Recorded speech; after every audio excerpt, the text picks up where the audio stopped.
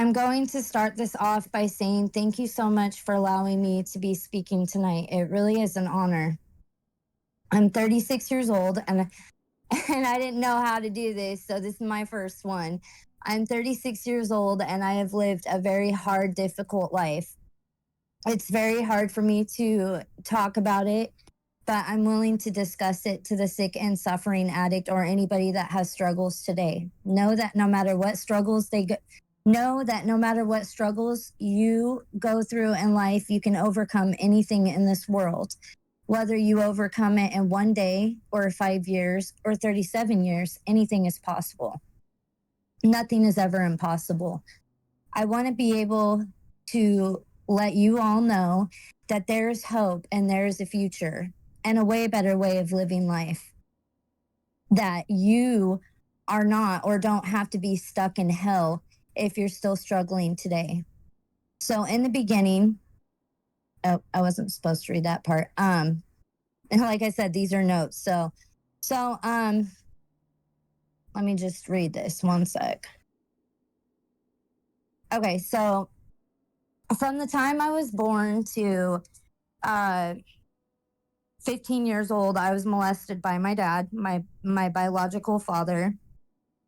And the reason that I know that I was molested by him is because I remember being very, very young and him doing things to me, but we're not going to go into details over, what was done, just that had happened.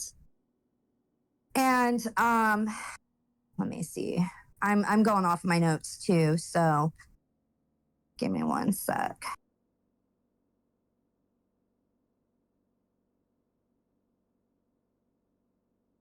Okay, so my dad, as I became a teenager, he would always make threats at me. I had gotten a cell phone at the age of freshman year, so I was like 14.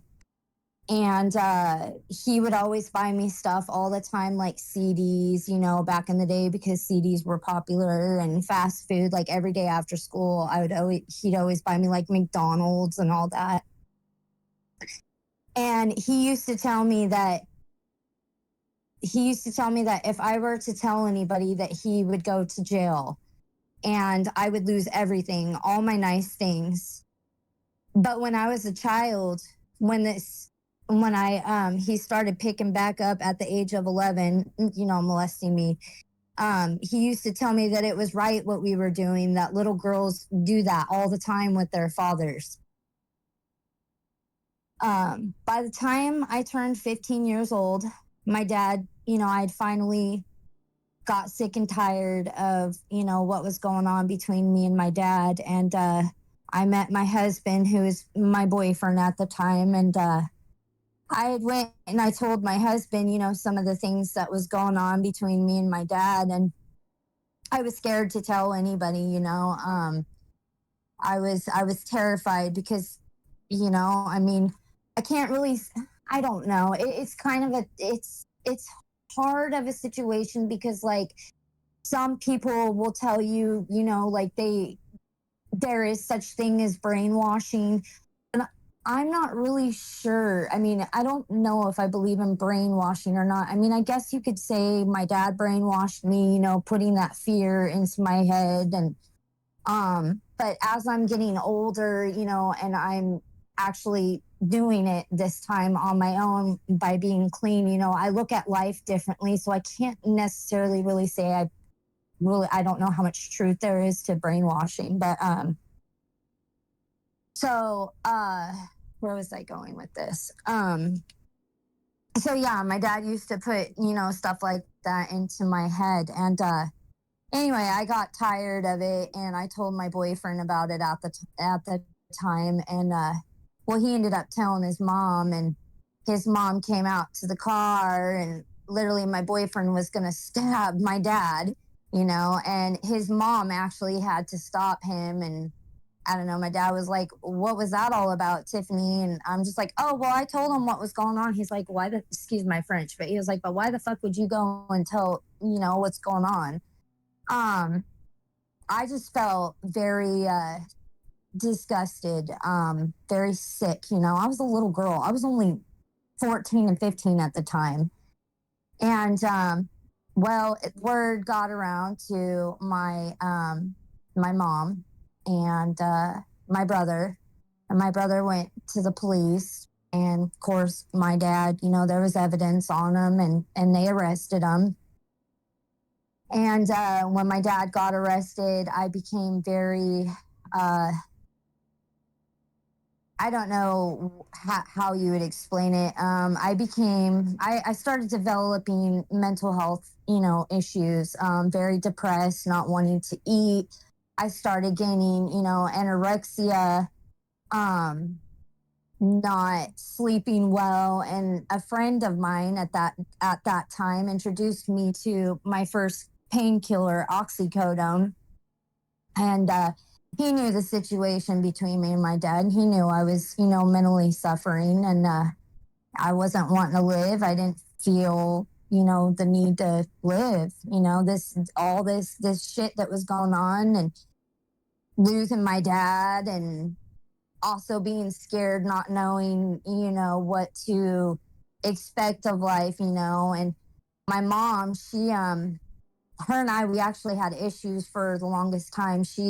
At that time, she blamed me and said that I was a whore, and yeah, that it was all my fault. Anyway, it's hard for me to talk about certain things, so I don't want to get to crying. But, so yeah, me and my mom kind of had it, out for me for a little bit. And, um, yeah, so I tried my first painkiller, and of course, me being an addict, and it's something new to try, I really liked it. And I remember sleeping. It actually made me sleep for over 10 and a half hours. My sister-in-law at the time, who was married to my brother who died, which I'll get into that in a little bit, um, she would call me, and she was pregnant with my niece at the time, and she would call me. I don't remember what was said, but I remember telling her, like, hey, if you don't hear from me, because she was like my best friend, I'd call her, every day. um she called me, and she's like, you do realize it's 10:30 your time, right? And I'm like, oh, well, when did you hear from me? And she's like, I heard from you like this morning, dude. Like, you're the one that told me to call you. She's like, you've been sleeping. Like, what's your brother gonna think about this? And she's like, are you doing things you shouldn't be doing? I was like, no, absolutely not. I'm not. But then finally I admitted to her that I was taking painkillers from a friend to get rid of that nasty feeling that I had, and I just wanted to escape life. I wanted to escape, being the so-called sick little whore that my mom made me out to be. And it was yeah, it was rough. So let me see, what do I got in this next part? So yeah, and I drank alcohol. Those were my Alcohol was actually my first drug of choice, and then I got into the painkillers. So 17 rolls around, and I was really close with my brother. His name was Nathan. He did drugs himself. Um, over the years, he's been in and out of prison, and I remember as I was a little girl, I used to look at him, and I'm not judging, so don't think this is just what I thought as a child. So my brother, he used to rob, he used to steal, he used to be an angry person, he used to lie. And I remember like being in school, and like, just because I looked up to my brother a lot as a child, he was like my number one inspiration. I remember saying, yeah, I'm never going to do drugs in my life ever. Like, that is just crazy stuff for people to be on drugs. And then you see like people walking down the street, and they're just not in their right frame of mind. And I felt bad for them as a kid. Like, I didn't think it was real. I never thought drugs was real. I thought it was just one big made up lie. Yeah, they're real. All right. Um, but anyway, so I turned 17, and my brother had suffered from schizophrenia. He got schizophrenia. from the drug use, and someone ended up giving him a bad shot when he was younger, so that fucked it up even more. Um, and he was a very private person. He never talked about his problems. I remember when I was a teenager, I was like 14 years old. He kept playing this Avril Lavigne song, and it was I forget the name of it, but she talks about like it's that damn it's something about I turned you or something like that. I don't know, but he kept playing this song over and over and over, and I would walk by his bedroom, and he'd be like, "Oh my god, shut the fuck up, leave me alone," and I'd be like, "What the fuck, dude? Are you talking to me?" And he was like, "No, no, not you, sorry." And I used to think, wow, like my brother is seriously crazy. That's nuts. I thought he was talking to me because I didn't know that drugs even existed. I'd never even touched them before. And so anyways, back to the age of 17, the last conversation that I had on the phone with him, he was really, really depressed, and he says nobody cares about me. And I'm like, okay, well, if you think nobody cares about you, I'm going to get your name tattooed on my back, and I want you to pick out the font, which he picked out Old English. He's like, I don't believe you're going to do it. I said, you want to fucking make a bet? I was like, you want to seem to think that nobody cares about you, and I'm going to prove to you that when I say that I looked up to you as a child, I look up to you, like, regardless of the shit that you've done through your whole life, that does not change how I feel. He's like, all right, we'll see if you're telling me the truth or not. Yep. I drank and I took my pills and I went to my tattoo artist and I got his name tattooed on me and I took a picture of it and I sent it to him and he's like, oh shit. He's like, you really do care about me. I was like, yeah. I was like, I care that much about you that I'm getting your name tattooed on my back. And imagine how my husband's going to feel in the future because I have another man's name on my back. And he's like, oh, sis, and he was really happy about it. Well, 3 days later, I found out that my brother had hung himself. Yeah, it's a little difficult for me to talk about it, but it's okay, because I've talked about it before, when it was his birthday this year. But yes, he hung himself.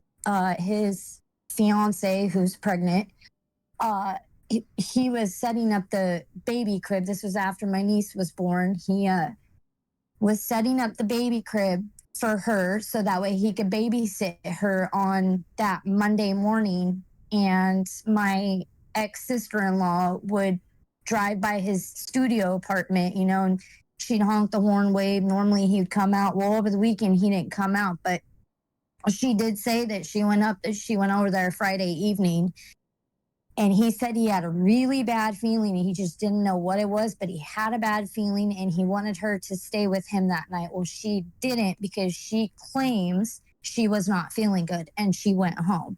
Well, that was when he apparently committed suicide, is after she left. She had walked in on him Monday morning to drop the baby off with my niece. And his apartment was unlocked, and there he was hanging with the belt from the bathroom door. So after losing my brother, that really struck. I mean, I snapped. And by that time, okay, wait, no, I was not pregnant with my first kid yet. I was actually going to be getting married right after that. And my brother was supposed to come and visit me and walk me down the aisle. Yeah, after losing my brother, I got further and further into my drug addiction. I was drinking nonstop. I was taking a bunch of pills left and right on top of the alcohol. And um, that went on for God. I don't know. Let's see. I got married. I was still, in my drug addiction, really bad. I had my first baby. I was diagnosed with TMJ, which is like a jaw, problem. Like you have a hard time with chewing foods, and your jaw doesn't properly. I don't know where. I can't really explain it, but it's very, very painful, and that's what actually got the doctor to prescribe me Vicodin at the time. And I started abusing them. I was taking like 8 in a day, 10 in a day, and I have a very bad resentments with myself. I've never really told anybody about this because it really hurts my heart what I did to my kids, because my kids are my everything. But it's better to talk about it with people that you can trust and people who love you than hold that inside. The only people that actually know is, the family members and stuff. But yeah, I got pregnant at 19 with my firstborn, Caden.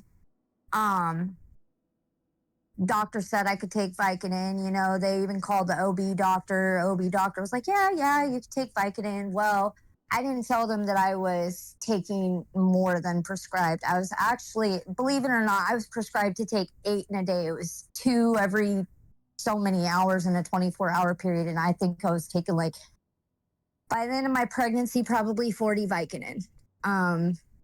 I took, I took, I'd go through my prescription and I would buy some off the street. I am very disgusted with that choice, but I was sick. I was sick. I can't change the past. When my baby was born, CPS was called. He was addicted to Vicodin. But because I had a prescription and because the OB doctors said that it was okay, that it was safe for me to take, they, of course, they kept the baby with me. They just did the regular checkups. My son did have to go on, I think it was morphine, liquid morphine or something to taper him off of it. I felt very bad, which caused me to get even deeper into my addiction because I felt so bad about the whole situation. I ended up getting pregnant with my daughter, I think a couple years later. I drank occasionally in the first trimester with her off and on. And by then I was already taking like lorazepam, which was, like benzos, because I had really bad anxiety and all this stuff. And so that was helping me with my anxiety.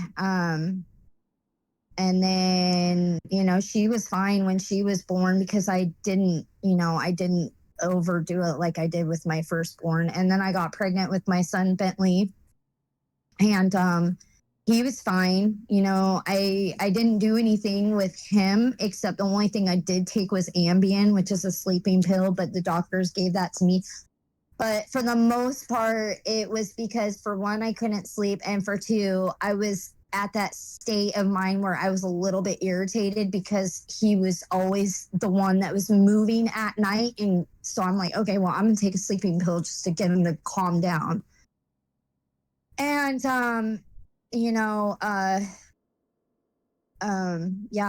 I still was taking pills. I was buying it off the streets, because the doctors were getting to where they didn't want to prescribe them to me anymore. And I was buying them from the streets from my friends and, doing things that, are not appropriate for my drug habit. I would take my kids to school and there would be times where I could not, I was sick, like physically and just sick. I would throw up. I would have accidents on the way to the school because I was withdrawing from being out of medication. So, I would go out of my way to do sexual favors for people, you know, old men specifically, um, to give me money so I can take care of my drug habit.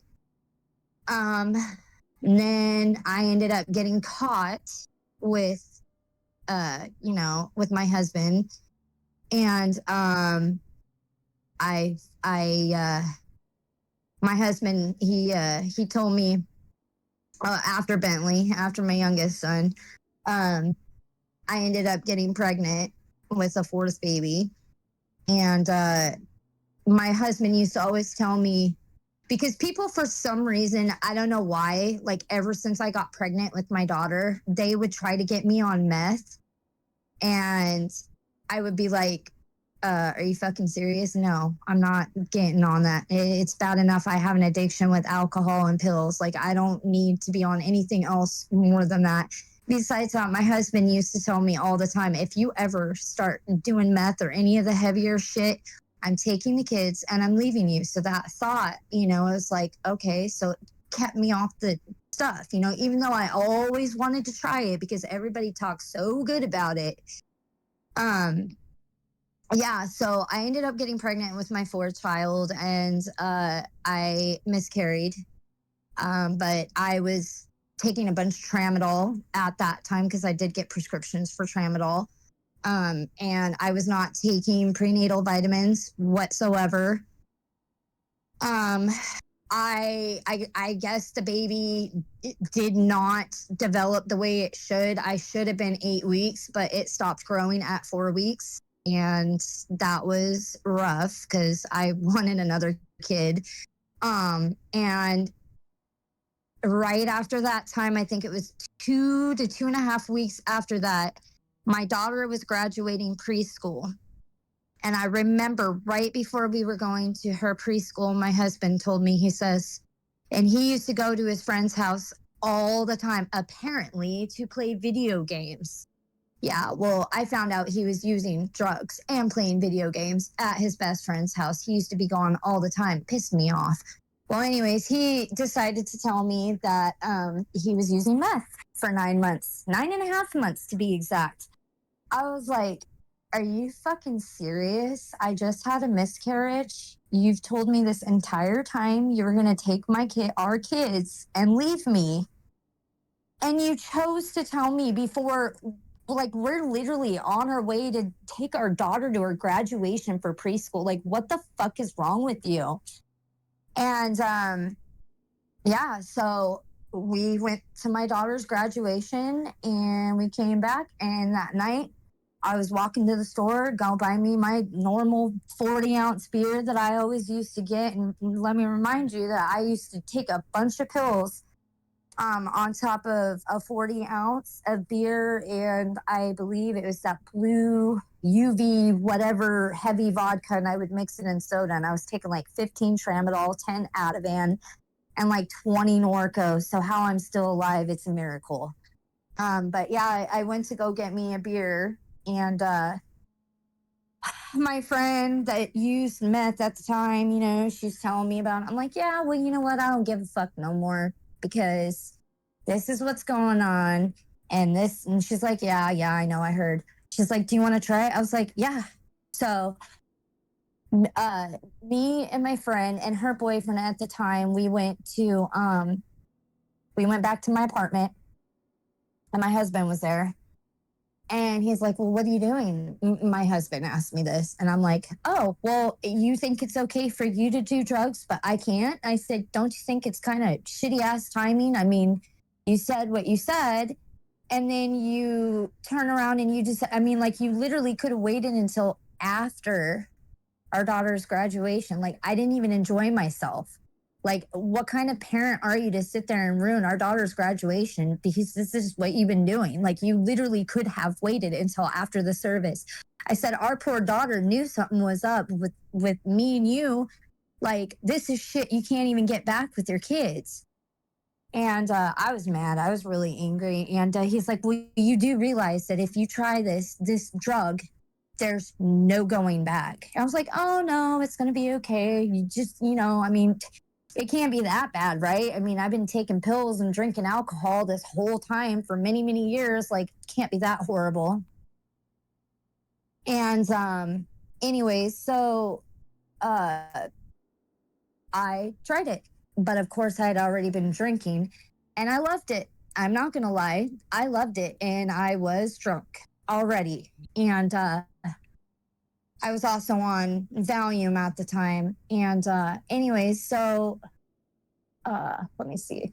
Um After my friends went back home, my husband told me, he's like, okay, well, you do realize that you don't get the full effect of this drug if you're on alcohol and pills. He's like, so why don't you try it without alcohol and pills? So the next night, I went back to my friends and I asked her if I can get some from her. And, I didn't drink, I didn't take any pills. And, oh yeah, it was fun at that time. Well, I got into using meth. Meth did get me off the alcohol completely, and it got me off the pills.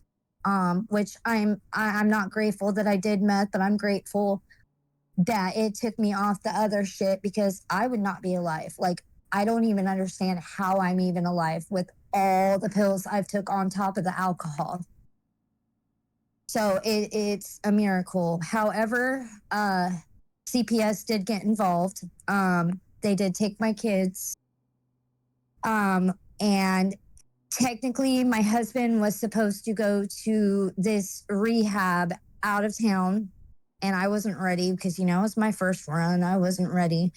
And so his mom was actually supposed to take the kids temporary, but she went to social services to see if she could get help like on welfare and all that. And they're like, but because she told them that we were on drugs, well, they decided that they wanted to keep the kids, in her care. So that's what happened. Um, uh, yeah. So she was taking care of them, and um, a little bit goes by, and me and my husband, we get into this fight one night because I wanted more drugs and he was trying to get off of it and trying to get help, and I didn't want help. And he ended up going to jail because he choked me out. And I completely lost my mind. Like, I was not sleeping, I wasn't eating. I was hearing things, I was seeing things. I had people, like my neighbors, they were giving me a really hard time, like really, really bad. And the judge actually let him out of jail because they told him, they said, you need to go home with your wife, she's not doing well, and if you don't go home, like, she's gonna die. um and they let him out. And then uh we a little time goes by, he ends up going to rehab. And actually, I went to jail because I was mad because him and I were fighting. I hit him in the face and I cut him in the face with a set of keys. Of course, I'm the one that went to jail. I was only in jail for 3 days. And I get out. The day I get out, I find out he's on his way to rehab. Um, During that time is in the middle of getting an eviction. I had people breaking into my house because they knew that my husband was gone. My neighbors were breaking into my house all the time. They were stealing all the shit off of my doorstep. Like, my mother-in-law, she'd bring me cigarettes, she'd bring me food, all this stuff. My friends, they'd come over, but I'd be too paranoid because I couldn't answer my door. So my shit was getting stolen off the doorstep. And I had the neighbors like breaking in my kitchen window, and like all the men in the apartment complex was like trying to take advantage of me and all this shit. And then there's this one guy, I won't say his name, but he was supposed to do a tattoo for me one night. And instead of him doing the tattoo, he decided that he wanted to walk his way into my life and basically force a relationship on me, say that my husband didn't give a shit about me because he went off to rehab. Otherwise, he wouldn't give a fuck about his kids and he'd be there with me. Forced himself on me.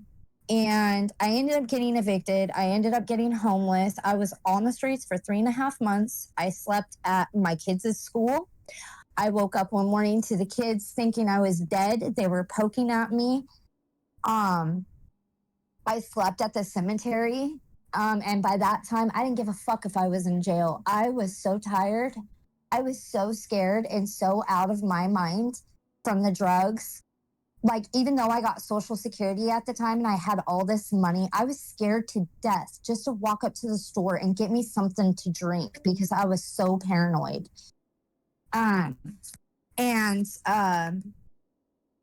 Yeah, so I was homeless for 3.5 months. The guy that ended up taking advantage of me in my house, he saw me sleeping under a bridge. He stole $900 worth of cash that I had in my wallet.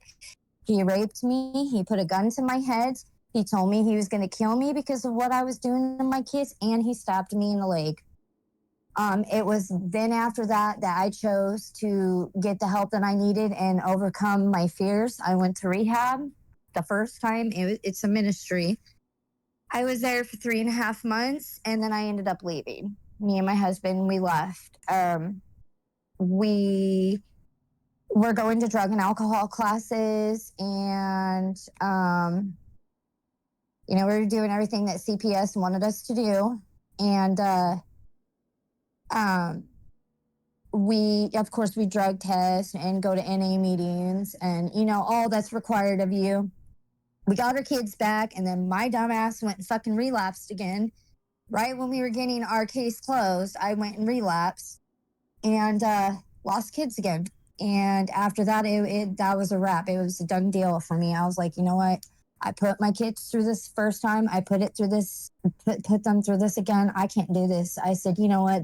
I don't want to live. I'm a piece of shit. I'm a fucking shitty ass mom. I said, those kids don't deserve us. And from then, I stopped eating. I stopped drinking. I was constantly using, hoping and praying to God I would overdose on meth, and I didn't. I dropped down to 70 pounds.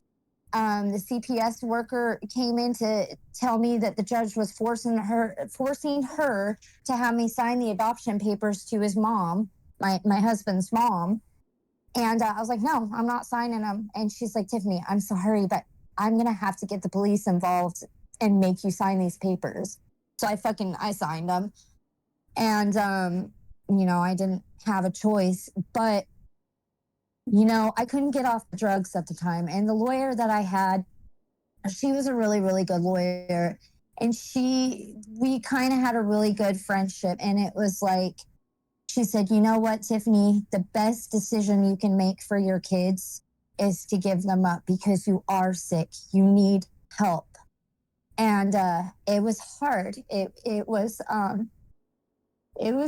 very very hard. It was the worst pain in the world, knowing that I could not be the mom that I've always wanted to be, and I love my kids. I've always loved my kids, but I was sick and I could not be that person. I have tried to get off drugs and it never worked, ever. And so I prayed about it, and God said, you know what, you need to give them away to their grandma, which I'm very grateful that their grandma has them, and they're not in the foster system separated. So by that time, I gave up the apartment I had. I went to rehab. I graduated the program after being there a year. And then when I graduated, I went to a sober living home, and then I got an apartment in the apartment I'm in now. Okay, I'm almost out of time. I got 10 minutes. So anyways, I am staying in the apartment that I'm in, and I ended up relapsing again. And all it took, when there's a saying in one of the main readings that says alcohol is a drug, that shit, I had almost 10 months clean time. I walked to the Dollar General, and I kid you not, I did not think that one beer was going to cause me to get tipsy enough to go and to go and want to get high. And yeah, so I got high again. And I was working at Sonic. I had everything going for me, you know. I was seeing my kids. My mom lived with me. I was seeing my kids every weekend, you know. I was almost an assistant manager until I went to work one day because I was high and I didn't sleep and I was very paranoid. And I thought like the main whatever that's called, the main road, you know, where cars go back and forth, freeway, whatever it's called, in town. It was just normal, like normal. And I was like, oh my God, they know I'm here. Like they know that I'm high. It was just, it's really sad because when you're high on that shit, it fucks with your brain. Like for me, it made me literally feel like, I don't know, if one minute I was thinking I belonged to some military and I like, I don't know, I was a weird robot that escaped from the military. I was like my husband was undercover. If my husband wasn't an undercover cop, like we were going to get raided. And I kept hearing these voices that kept saying you're going to get raided, or you belong to the Mexicans, your husband sold you to the Mexican. Yeah, it's just crazy ass shit. And so I ended up quitting my job. And my excuse was this, oh, I'm having marriage problems and I have mental health issues, which obviously I did have mental health issues, but I didn't tell them it was because I was on drugs. And so after that, I did try to get clean again. And then I found out that my dad died. Uh, Now, I tried to hate my dad for many, many years, but um, I I didn't forgive him for him. I forgave him because I had to for me because I had hate and I had so much anger towards him that I know that that was a part of that was why I was using because I was hurt, I was disgusted, and I hated the man. So I gave it a try and I forgave him. Well, anyways, yeah, so he died. I found out he died a couple years ago on New Year's Eve, and I started using again. Um, and I really tried the best that I could to get to 7 days. Couldn't make it to 7 days. Only time I did is when me and my husband would go out of town to visit the kids because I'm not going to use at my mother in law's house, and I sure and shit ain't going to be high ever around my kids again. But as soon as we came back, I'd be getting loaded. And so, yeah, it was a struggle to reach 7 days. It really, really was. And, you know, I couldn't make it 30 days for the life of me. So, me having 9 months, that may not be like, I may not be like the recovering addicts who have many, many years clean, but I know one day I'll get there. And I know you guys will too, you know, um, because it's just it's 9 months is a lifetime for me. It really is. And to be doing this on my own without rehab. So yeah, what got me clean this time is well, uh things were spiraling out of control. I'm kind of running out of time, so I won't really talk about, like my brother-in-law moving in and all that. But what got me clean is the fighting between me and my husband. My husband used to think I was cheating on him all the time, and he would always lock himself in the bathroom. He'd be in the bathroom for 3, 4 days. Sometimes he would take my phone, and I would be sitting in my bedroom alone, staring at the walls. He'd take my meth. Sometimes he'd take my money from me. Anytime I'd go borrow money from my friends to get us cigarettes or whatever, he'd take my cigarettes. I wasn't allowed to have nothing. But although I'm cheating on him, and apparently I'm sneaking people in the window, and I wasn't allowed to go to the bathroom. He wouldn't let me use the bathroom.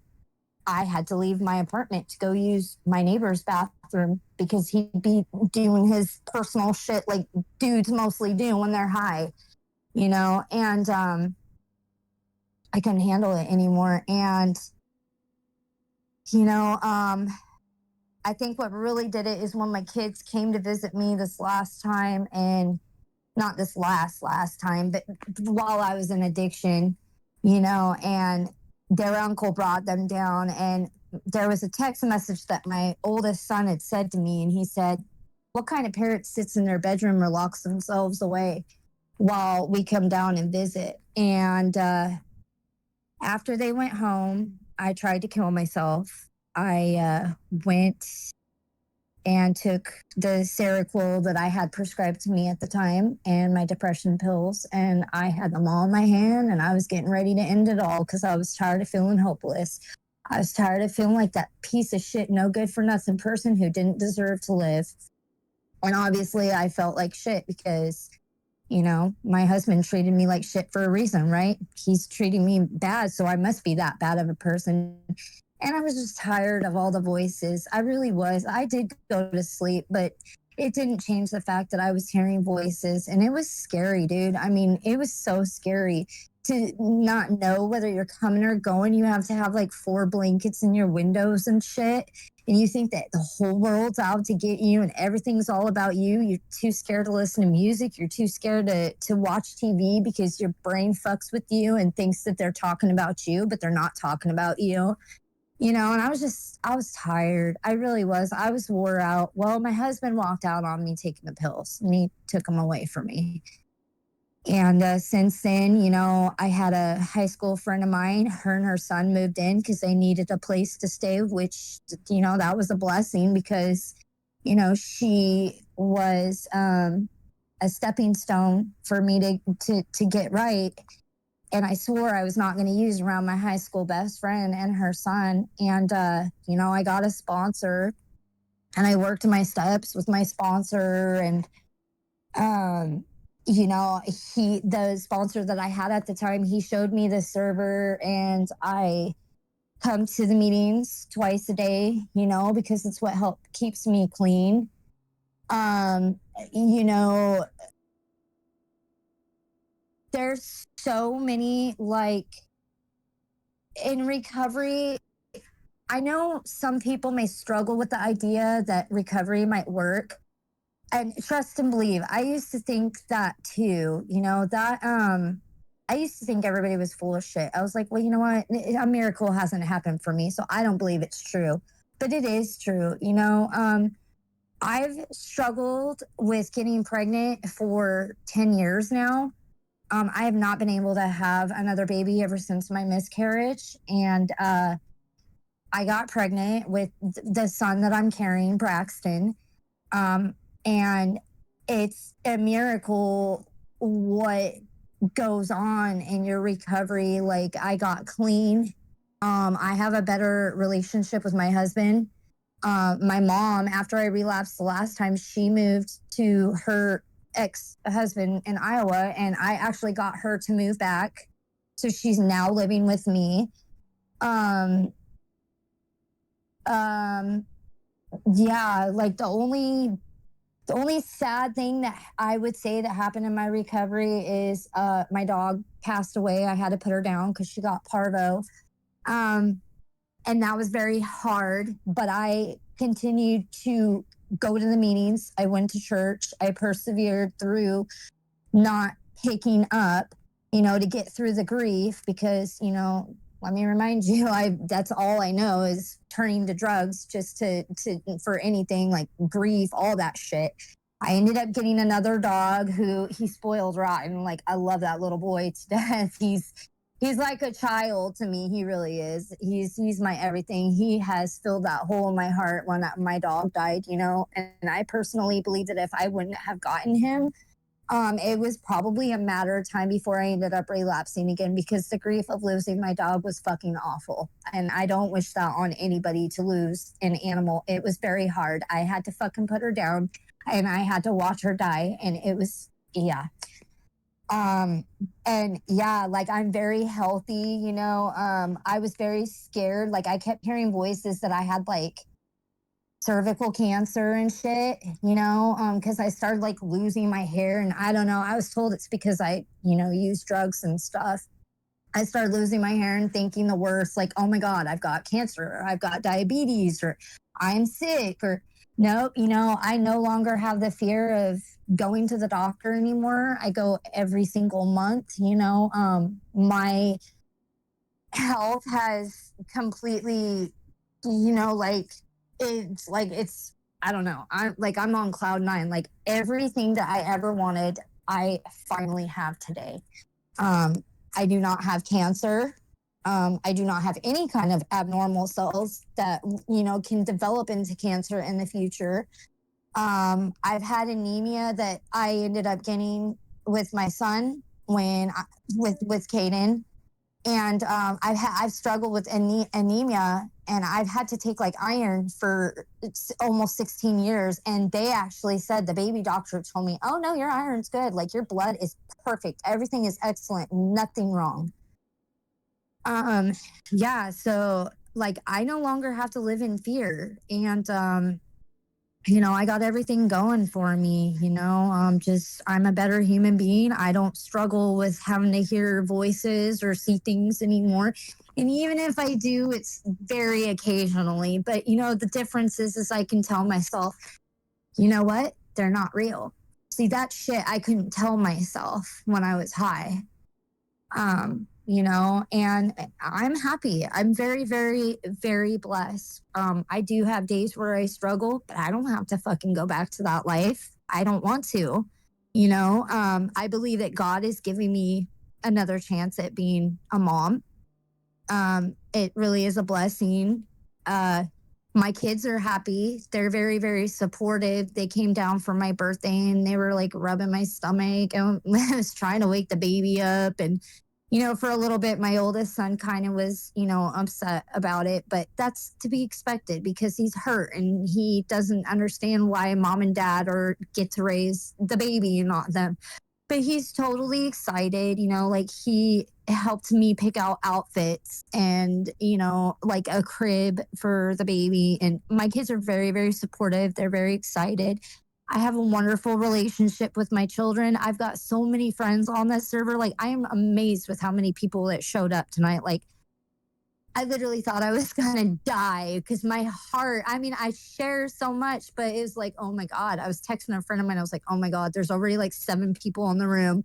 I was like, I don't know if I could do this. I wish I could back out, but I can't back out because I'm not going to do that.